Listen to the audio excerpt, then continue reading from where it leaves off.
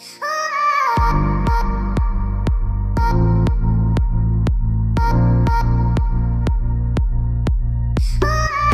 mamuni akwaba eba Melodies TV so say ende me the reports be bremo it was a video of the NDC General Secretary Johnson Asiedun Ketia say nsemo waka say soldiers for they are preventing a year aways and a non-account from registering at Banda na a soldier for aba bonten edensem aba betudwa the Ghana Armed Forces one more than sema ba betudwa ebese trese asemo a General Secretary Asiedun Ketia ekan ye no say ne kra bi wo ho a Asiedun Ketia wanfa antudwa enti no mo asojafo no wo mo amba ho se wo mo be preventing crowd from registering just like what Asiedun Ketia was saying enti no wo mo statement e wo menim sisi a say muni amobe penia. Let me just read a statement from the Ghana Armed Forces.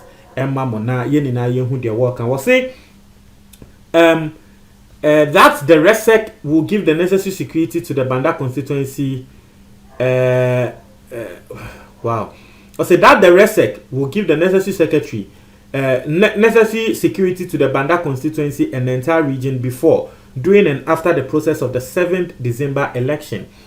The RESEC and the Electoral Commission and other stakeholders should meet the chiefs to determine the boundaries of Banda. Okay, I think say I don't know. As I said, I'm gonna share letter now saying I don't know. This is the starting of the letter, but there is something missing. There's something missing in the letter. Anyway, let's continue. See, okay. So the two parliamentary candidates, Mr. Joe Dankwa. Now, Joe Dankwa the MPP aspirant. Na wono no enyo no tena de ne so. Now, the water so no woye NDC ni woye Honorable Ahmed Ibrahim. Wono na oye MP no. Joe Dankwa yi na Asiedun Ketia mo allege se woye Akufo-Addo nadanfo pa na enam ne so ma branch bi ewu wo Banda ho a wo se ye chi Joe Dankwa yi a ye nche no. Now, no Ghana Armed Forces asojafo no nsema wo mo tro ne say the two parliamentary candidates Joe Dankwa and Honorable Ahmed Ibrahim. O see wo mo tena ase meeting. Omone the regional secretary, omone the Electoral Commission and all other stakeholders. Wo mo nina etena ase meeting. Na meeting no ye ka say ma wo bia embassy enkrofo enko registration centers. Na to say NDC for mama fa bus enko fa enkrofo enko registration centers. MPP for nso yesremo mama nso enfa bus enko fa enkrofo enko registration centers.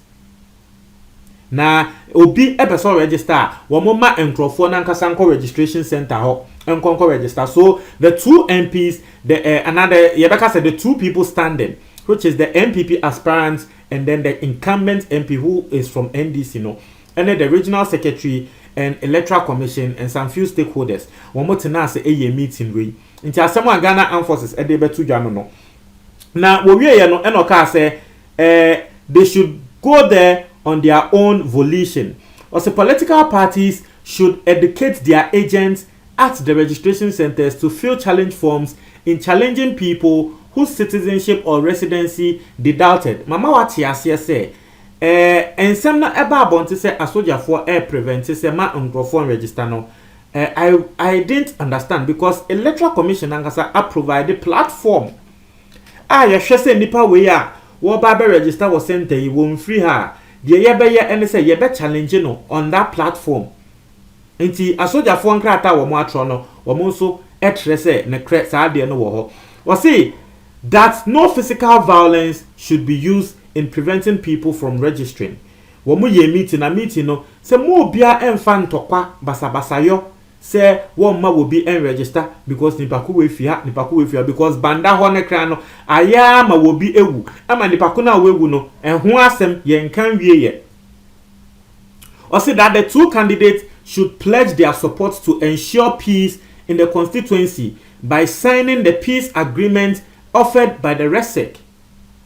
Woman in your mother said, woman sign the agreement. Or say the security agencies were therefore available to support the RESEC brokered agreement. No specific ethnic group was targeted in this regard. the general public is accordingly informed of these developments. The soldiers for no aircan and say wɔn deɛ ne kra video no yehu sɛ wɔn aba hɔ na wɔn amba hɔ sɛ ebia wɔn bɛma aigbefoɔ sɛ nea yɛka sɛ yɛ prevent aigbefoɔ from voting no wɔn amba hɔ sɛ wɔn bɛma aigbefoɔ agya voting na asɛm ne sɛ nhyehyɛ bi akɔ so between the regional secretary and the two political parties. So the soldiers were just there to enforce nhyehyɛ na obia ate ne ho ase no asɛm a soldiers for ɛde aba abɔnten no the Ghana Armed Forces nkrata wɔn de aba ne tenten ɛne ne tiatia no wɔhwɛ a Colonel E. Agri Kwashi, who is the director of public relations ɛwɔ the Ghana Armed Forces no wɔno ɛna ne nsa ɛhyɛ saa deɛ wɔ yi ase. Now Ghana Armed Forces for akasa, but you see I can tell you for a fact say Ghana has say especially as soldiers for the Ghana Armed Forces for more SMBC no more babonting ebe issue statement. I can tell you for a fact say 7 or 6 out of Ghanaians don't believe in some Ghana Armed Forces for ECA. Why? Because they've not kept that reputation, they've not kept that image.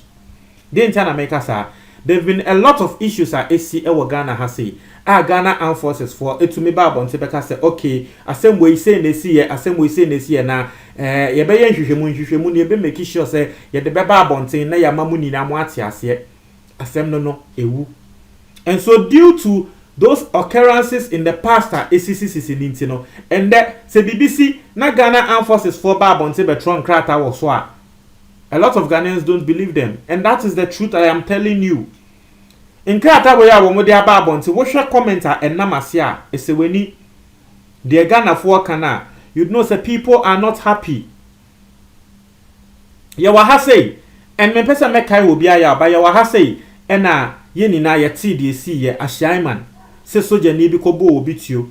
We saw the stories wo mo wo ho ehun ya wo mo de baaye asoja fo ne nso be kasa ye no ye hu de mo kan se nipa ne ye se wo gi etio na fri soja ni nsem. But omo wo no ka se daabi nipa no wanye se wo gi etio bia fri soja ni nsem. Asoja fo ma yete ase se wo mo tron krata omo be tron krata ma yete ase se wo mo ye investigation na wo mo de beba beto Ghana fo nim up to lende.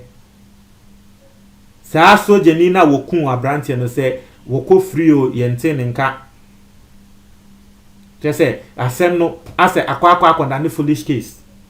Semunya mo ka asem no. So due to that and many other issues abaninti say asoja for babonte mekasa people see say oh dabi. Share in the video we saw it very clear in the video na John Dramani Mahama posti ye no. Video na the traditional council of Banda member of the traditional council of Banda be kasaye odi ebufuo misusu say san nipa ko na wo kasaye no wo ye panyin ye ka panyin a enye say bia na mfie keke but wo ka traditional council ho sebe ye ni aye nim say unye panyin a wadwemu edo a untumi enka traditional council ho inti wono eba bonte be ka say asoja for air prevent aigbefuo from registering obi a no ka traditional council for ho e no be ka ansem no. Are you telling me say he didn't see what was going on the grounds? Because I saw that one the Omodia Bane said they are not preventing any person from voting. But video no, your bot remo, people who were in the queue, who were hours, they spoke and said, say, one more for me queue, one more register, one more one say, I saw the father say, one more free, ama, yama one more air coffee, they spoke. But I saw the phone and crata say, one more nye bibiasa. So now who is saying the truth? Who asem no baby akwa akodu no. Aha, internet the other one no. This is Ghana. I mean, whoever you want to believe, you have the right to believe. But in some day the nim na aba beto monim. Inti no em say the able to me aya no. Yes, Ramo, montre mo adwen ewo eye comment box ni mu emai. So this is the response from the Ghana Armed Forces. Response awomodema Asiedo in Kitia. It is quite interesting. Please share your thoughts. Please share your thoughts. And I may have said me read comments. Okay, let me just read some 1 or 2 comments for you, and let's see what Ghanaians are saying on this particular matter. Yan Shasem Crawford A believe the soldier Nina Ekana.